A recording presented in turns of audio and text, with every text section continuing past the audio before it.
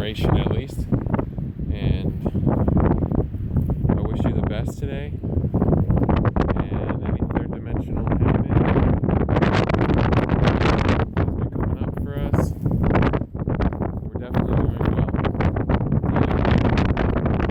And something better and brighter.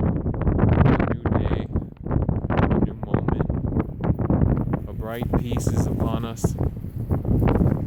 The energies of influx are here.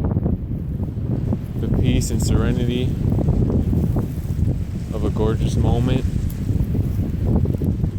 A blessing. Schumann is a very important thing to pay attention to.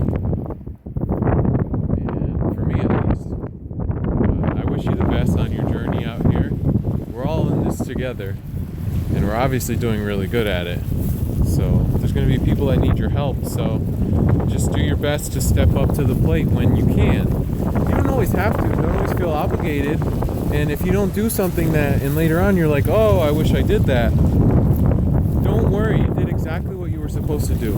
And the observation of your behavior is the most important thing you can do now.